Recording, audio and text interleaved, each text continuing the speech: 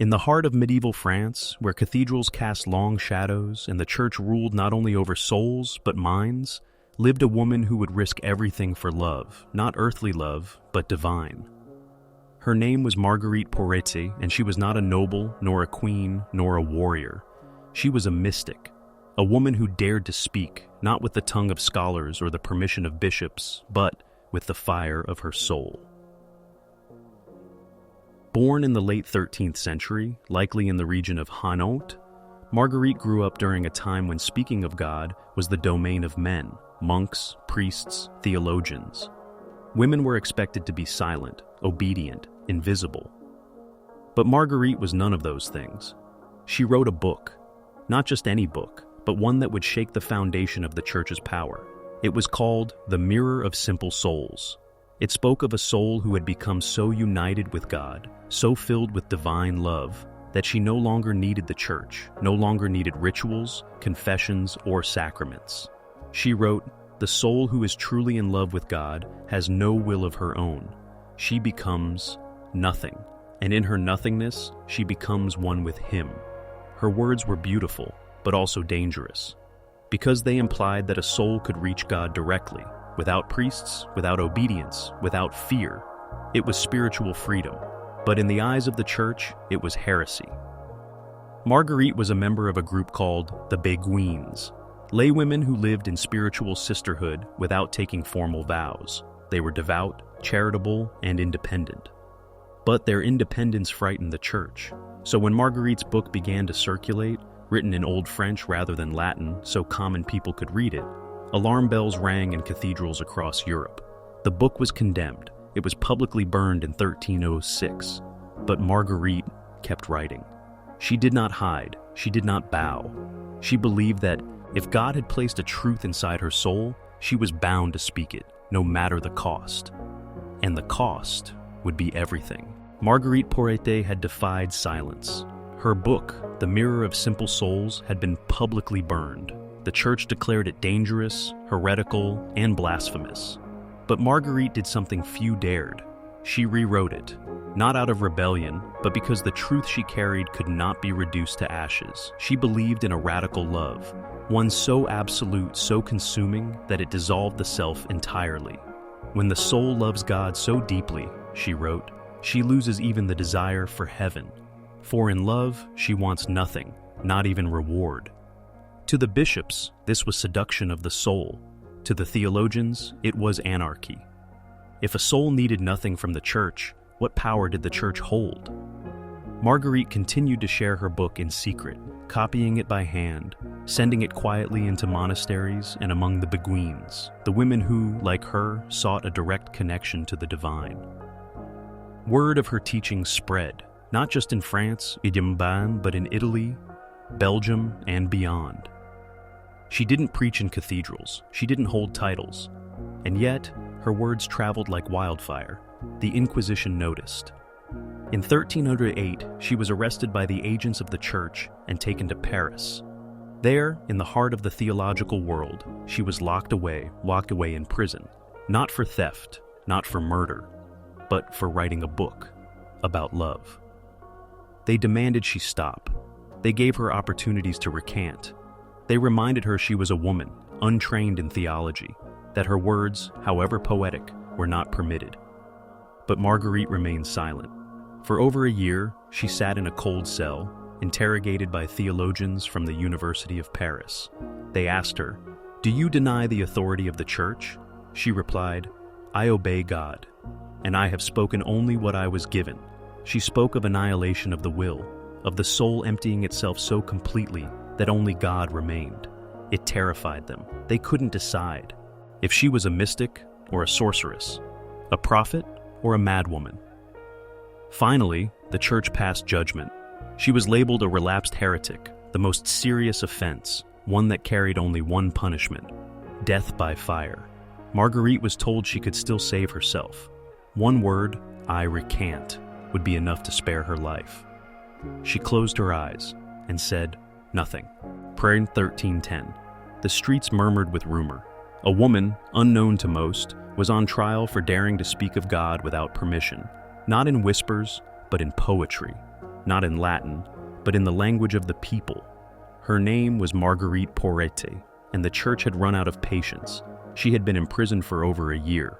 A full tribunal now stood before her, 21 judges, including inquisitors, bishops, theologians from the University of Paris. They sat in velvet robes, gilded Bibles before them. She stood in plain linen, unchained but unprotected. The charges were read aloud: writing a heretical book, refusing to submit to church authority, claiming that the soul could unite with God without clergy or sacraments. Each word was meant to corner her, to provoke fear. Yet Marguerite remained silent. For days the tribunal questioned her. She was asked, "Do you still believe what you have written?" She did not shout. She did not beg. She simply looked at them and said, "What I have written is not mine. It is from the one who speaks within the soul that listens." That sentence struck the room like thunder. One of the younger clerics trembled. Another looked away. The truth was, many of them had read her book, and though they called it heresy in public, they had whispered its beauty in private. But beauty was not protection, and silence was seen as defiance. She refused to defend herself, not because she could not, but because she would not betray the truth she lived by. "You do not understand," she said once. The soul who is truly in love with God no longer speaks for herself. In their eyes, she had become nothing, and that was her crime. On June 1st, 1310, the church passed its final judgment. She was declared a relapsed heretic. There would be no mercy, no prison, no exile, only the fire. Paris, June 1st, 1310. The sun rose slowly over the city. A thin mist clung to the narrow cobblestone streets. Church bells rang, not in joy, but as a warning. The people gathered. Word had spread that a heretic was to be burned, a woman, a mystic. Some came in fear, others in curiosity. But a few came with sorrow in their hearts because they had read her words, and they had wept at their beauty. The scaffold was built in the center of Place de Grève. A wooden stake rose above piles of timber and straw. Guards formed a circle. Priests stood with open Bibles. A crowd pressed in from all sides. And then, she arrived. Marguerite Porete. She walked without chains. Her hands were not bound, she was not dragged. She came of her own will, as though attending a wedding. She wore no shoes, her robes were simple, her head was uncovered. She looked not at the crowd, but at the sky. "I am not afraid," she whispered, "for I go to the one I have always loved." They offered her a final chance to recant. One priest begged her, "Just say the words, Marguerite. Spare yourself this fate. Let the church forgive you." She smiled at him softly. "I do not need to be forgiven, for loving God too deeply." They tied her gently to the stake. No struggle, no curses, only silence. A silence that felt sacred. A soldier approached with the torch. His hands trembled. He hesitated, until the command was given. And then, flames. They rose quickly around her. The dry wood crackled and popped. Smoke twisted into the sky like a serpent. And yet, she did not scream. She looked only upward. "Oh, divine love," she whispered, "consume me." The fire took her body, but not her peace. Witnesses said her face remained serene, even as the flames reached her. One monk watching from a balcony fainted. Another dropped his book. A young boy in the crowd turned to his father and asked, "Papa, was she a witch?" The man replied with tears in his eyes, "No, my son, she was something holy." By noon, she was gone. Ashes scattered in the wind. The crowd dispersed, but something lingered. Something greater than smoke. The flames died. The wood turned to ash. The crowd dissolved into the gray afternoon. And then, silence. No bell was rung. No prayer was said. Marguerite Porete was gone, erased not just from the world, but from memory. The church banned her book. It was forbidden to own, read, or copy the Mirror of Simple Souls. No monument marked her grave. No candle was lit in her name, and yet, that silence was not the end. For as with all great truths, her words survived. Somehow, somewhere, in some quiet monastery or hidden chest, a copy of her book endured. Her name was scratched out. her authorship denied.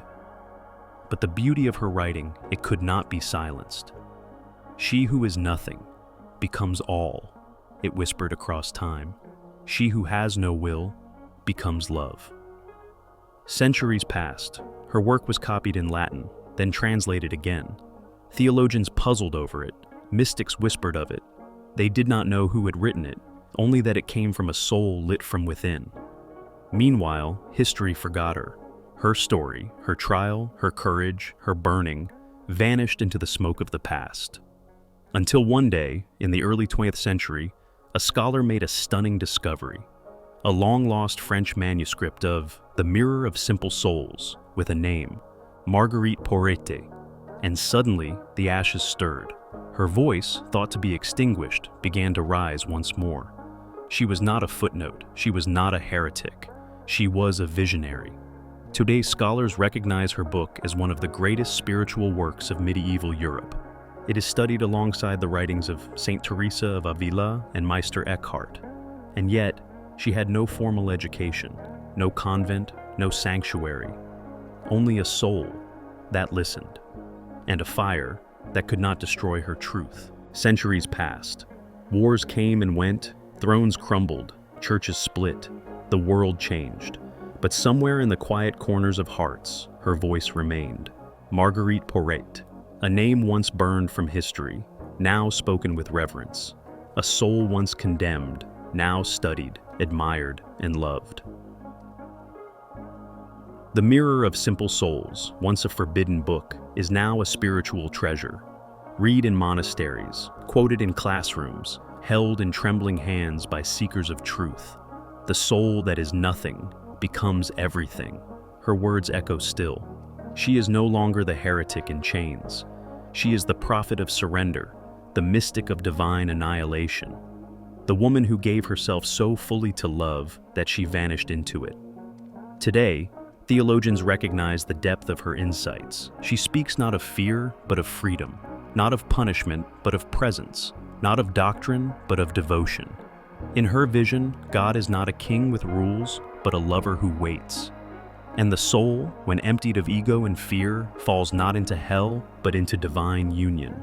Her legacy lives in every woman who writes without permission, in every mystic who listens more to the whisper within than to the judgment outside, in every soul who says, I belong to no one except the love that created me. In 2011, a statue was quietly erected in her honor in Hainaut. Not grand, not gilded, just a stone figure of a woman holding a book to her heart. No flames, no chains, only peace. And yet, her greatest monument is not carved in stone, it is the echo she left behind. In the space between silence and truth.